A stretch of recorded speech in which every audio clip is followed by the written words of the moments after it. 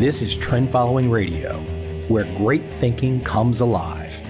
Nobel Prize winners, legendary traders, best-selling authors, and the pros that know what drive us irrational human beings. I am your host, Michael Covel. Not filtered, raw, honest. That's my passion.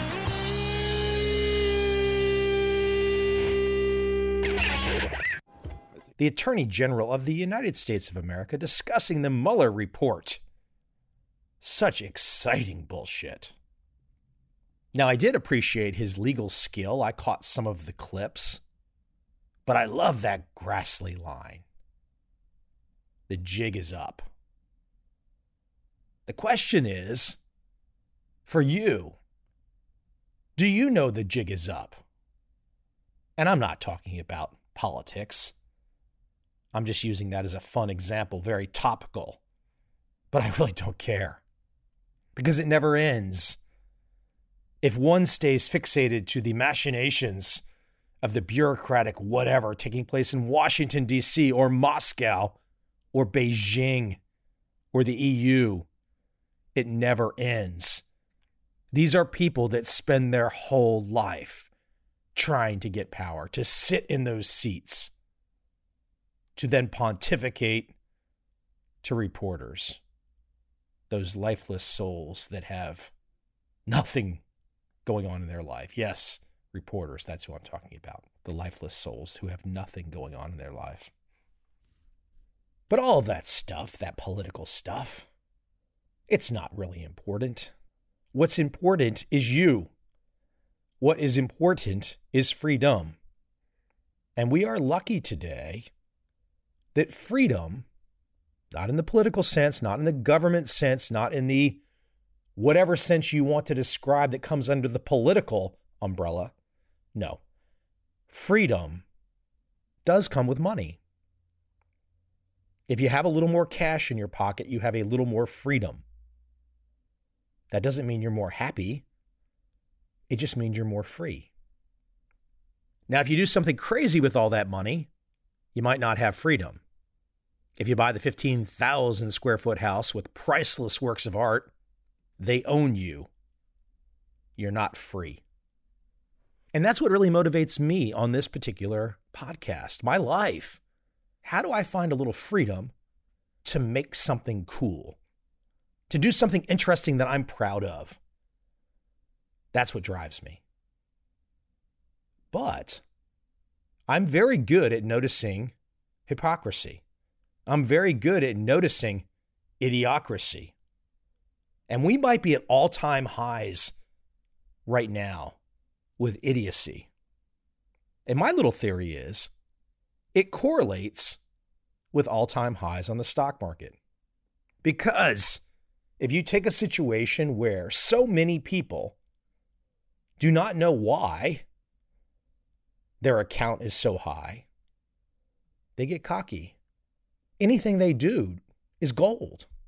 They are the ones that are responsible for making the decision to invest.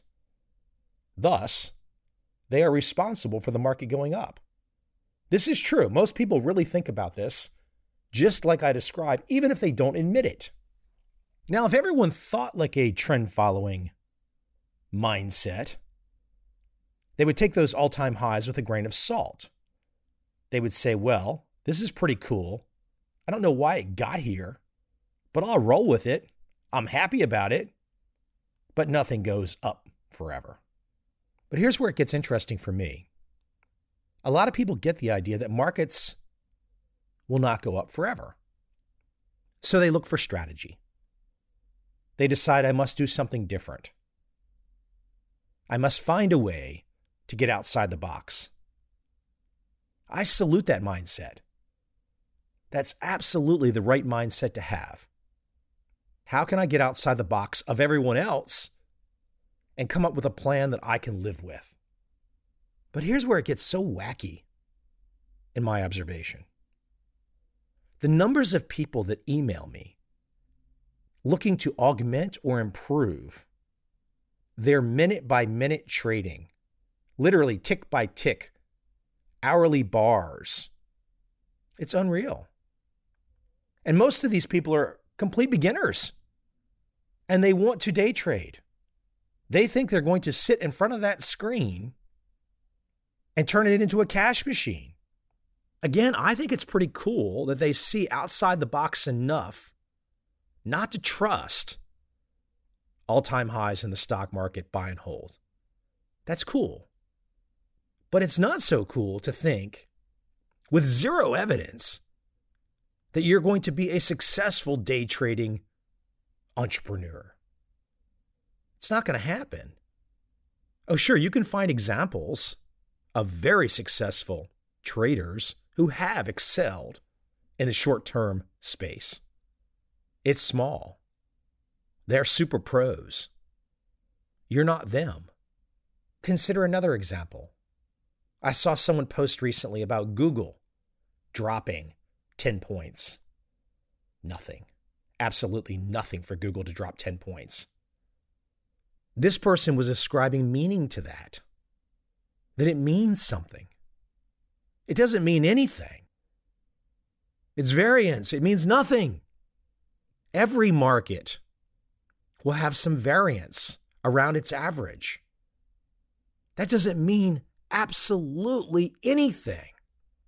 So I try sometimes to put myself in the mindset of the people that say that, yes, this means something. Google dropped a few points. And the people that believe it. Like, what's going on? We've got all of this information on the internet. We've got all these wise voices on Twitter who will tell you every damn day that you're wasting your time by going down that path. And the people still tune out. They still don't listen. Now, of course, what I'm really railing against is the lottery mindset, the quick bucks mindset. I'll give you another example, support and resistance. I have no earthly idea what support and resistance means. It can mean anything, but the numbers of people that come to me and want to talk about support and resistance, huge. And I just ask them, what does it mean? What's the detail? Define it for me. We are in a situation across almost all endeavors in the human condition where we don't want to define. We don't want to have a truth. We want it, life, everything, to be emotional. How do we feel right now? And that will drive us. That's becoming so damn normal that I have a sneaky suspicion those of us that like data and those of us that like definitions and like truth will absolutely be outnumbered in the not too distant future. Truth is a dying art. Very few people want truth. I'm surprised I even have podcast listeners. But I guess, well, there's a few people around the globe that want to hear it straight. That people can disagree with me. They can say, no, Mike, your facts are wrong. Okay, then maybe that's a debate. But generally, you will notice I like to fight on territory that's solid. I don't want to go fight on some obscure issue that I know nothing about. That doesn't make any sense. But when you find truth, believe in it and fight for it. But to restate myself, an all-time high in the stock market causes very odd behavior in the human condition. When too many people don't know why they are wealthier on paper, their decision-making gets very unusual and very emotional. And when people are emotional, it's very easy to ratchet them up to the next level. Look at the minders, the messaging voices that exist. Do you ever just carefully watch the messengers? Their facial cues, their body language, their exact words, their contradictions? Or do you only pay attention to the side that you're on? And so whatever the side that you are on says, you're on board. There's some really heavy-duty manipulation going on these days. And I love foundationally with my world to have something that I can believe in, some basic truths. Here is a price. That price is real. I can make a decision off that price. I can enter off that price. I can exit off that price. That price is a legitimate number. That's such a grounded way to think, such a grounded way to operate.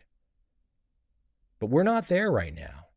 Those voices, those messengers out there, they're taking advantage of people big time to push their emotional state to somewhere else, to get them so excited they can't think straight anymore. Do I have a solution for all of this? I actually do have a solution. But my solution is something that I know the vast majority of people will never try. I've tried it. People that listen to this podcast know that I've tried it. My solution is quite simple. Leave. Go away. Oh, you'll stay connected to friends and family. Take a loved one with you. You'll have your apps. You can see what your account balances are. But my solution is quite simple. Leave. Leave what you're doing.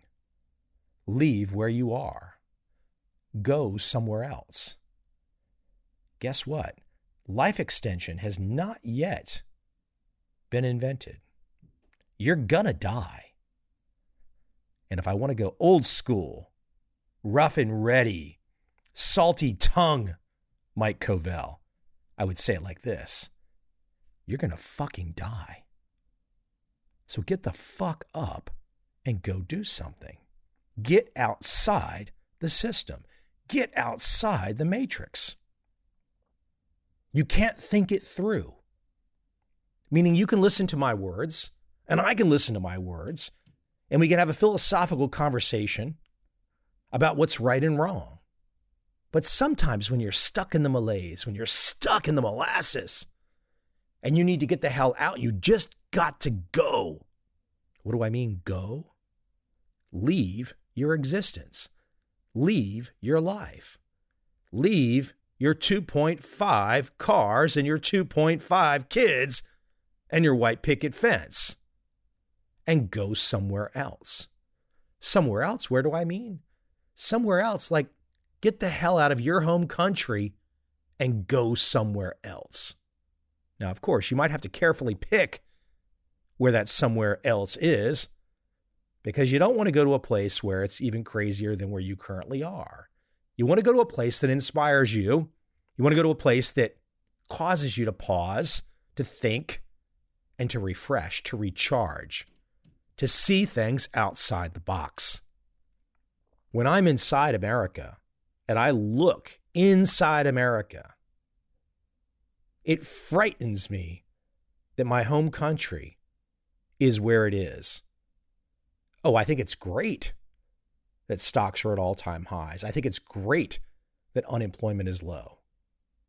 But all I have to do is show up at a yoga class and see that my yoga class is filled with members of the opposite sex that are bigger than me.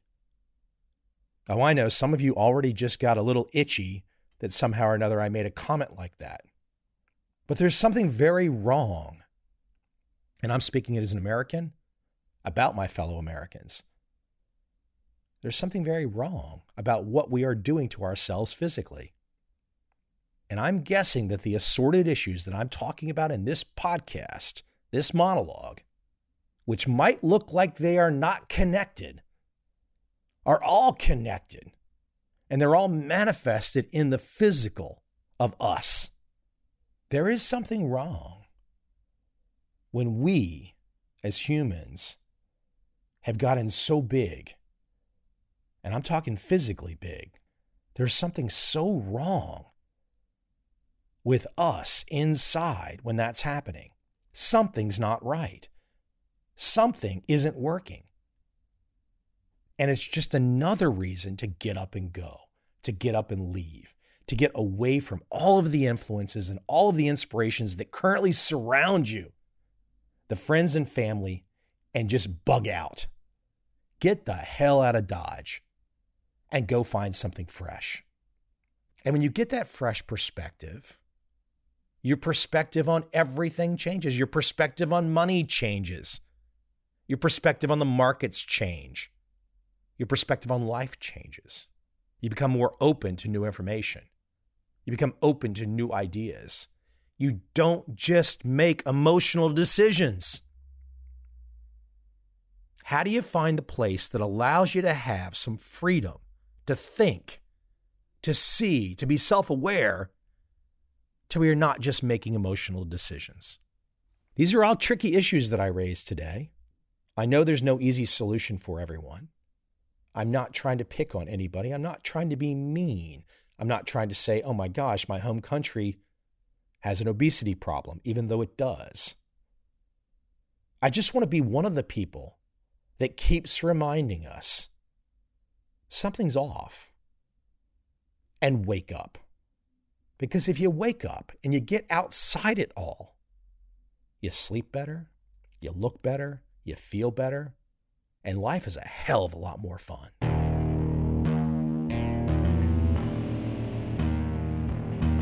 I see a time when those awake will understand how to make money in up, down, and surprise markets. Whether new trader or experienced, college student or financial advisor, protecting against a crash or just trying to make a lot of money, trend following offers everyone an answer in uncertain times. To get started immediately, send me an email, michael@covel.com. I will send you the right trend following steps to take along with my free video.